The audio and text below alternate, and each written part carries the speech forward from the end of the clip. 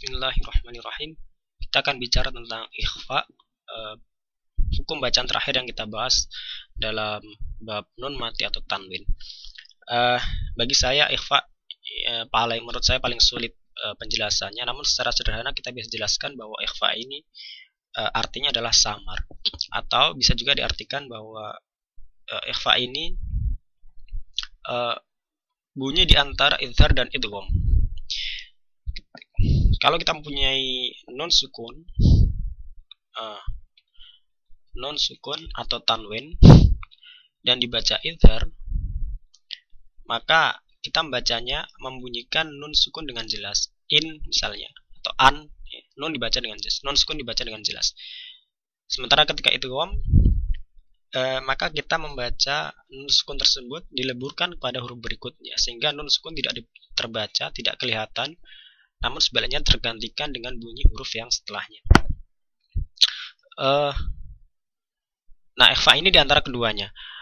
Nah, kita sebutkan dulu huruf-hurufnya. Jadi ikhfa ini huruf-hurufnya ada 15 huruf dan merupakan sisa dari 28 huruf hijaiyah dikurangi dengan huruf-huruf yang merupakan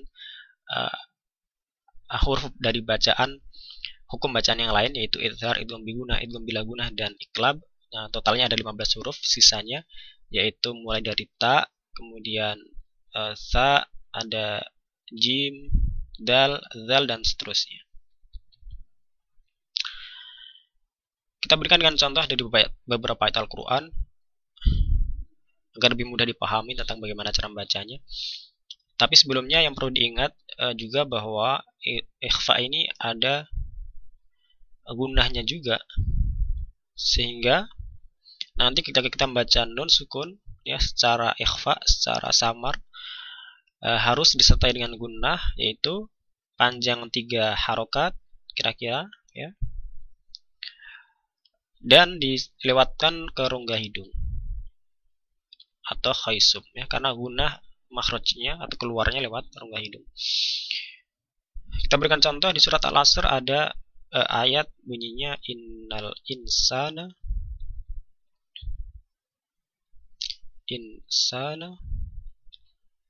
lafi khusrin. Innal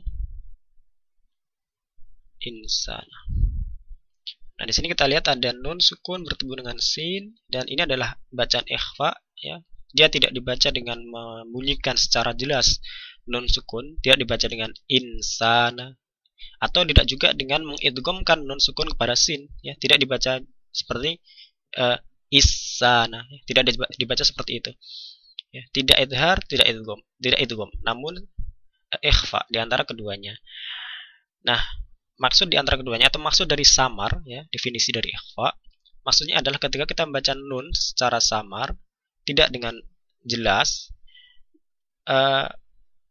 kita menyiapkan perangkat bacaan kita untuk membaca huruf setelahnya ya. Sekali lagi bahwa ketika kita membaca nun sukun, perangkat bacaan kita siapkan untuk membaca huruf yang setelahnya. Dalam hal ini adalah sin. Jadi ketika kita membaca nanti dengan baca nun sukun ya, disertai dengan gunnah ya, kita panjangkan 3 harokat kira-kira, kemudian kita lewatkan rongga hidung, kita baca nun secara samar. Karena secara samar ini karena perangkat bacaan kita sudah harus menyiapkan pada posisi huruf yang selanjutnya, yaitu dalam hal ini adalah sin. Maka nanti akan berbeda-beda satu huruf dengan huruf yang lainnya ya, antara ketika nun sukun bertemu dengan ta atau bertemu dengan sa, jim, dal, dan seterusnya akan berbeda-beda satu huruf dengan huruf yang lainnya, karena masing-masing huruf mempunyai sifat atau mempunyai makhraj yang berbeda, atau makhraj dan sifat yang berbeda. Baik, saya berikan contoh, saya baca contoh yang kita punya. Innal insana lafi khusrin ya, lafi khusrin. Innal insana lafi khusrin. Insana lafi khusrin. Ya. Nun sukun tidak dibaca dengan sempurna in, namun dibaca dengan samar karena posisi perangkat kita sudah harus kita siapkan untuk membaca huruf yang setelahnya, yaitu sin. ings insana insana.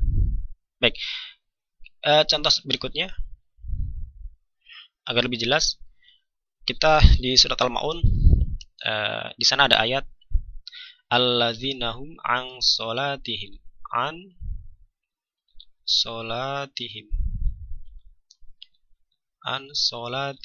sahun. Nun mati bertemu dengan sod termasuk huruf ikhfa. Alladzina hum an solatihim sahun. Solatihim.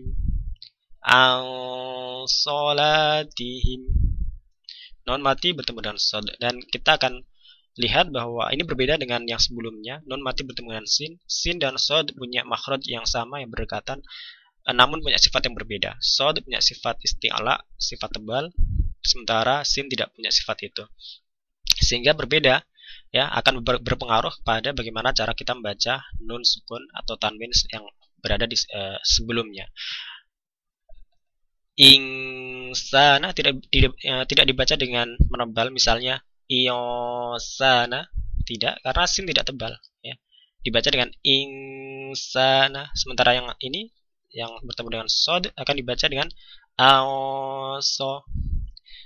Alladzina hum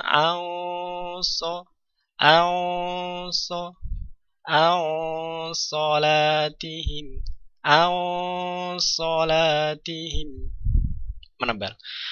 Nah, jadi kelihatan perbedaannya antara nun sukun ketika bertemu dengan sod dan ketika bertemu dengan sin. Saya berikan contoh yang lain, misalnya di surat Quraisy ada kalimat min ju'in. Nah, sama, nun mati bertemu dengan jim, maka ketika kita membaca nun, maka perangkat kita sudah bersiap-siap pada posisi makhrajnya jim, ya. Min ju'in,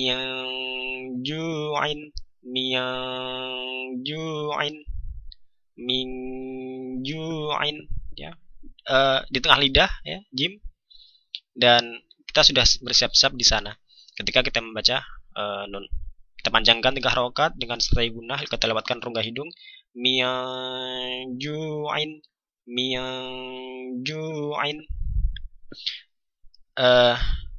Itu contoh ketika nun sukun bertemu dengan jim. Nah, saya kira nanti kita akan berikan contoh di video yang lain untuk huruf-huruf yang lain. Demikian juga dengan contoh dari bacaan idhar sampai dengan iqlab. Jadi semua akan kita berikan contoh dari idhar sampai dengan ikhfa untuk masing-masing hurufnya, terutama dengan ikhfa, karena setiap huruf punya makhraj dan bacaan ikhfa tergantung dengan huruf apa yang ada di setelahnya. Wallahu a'lam.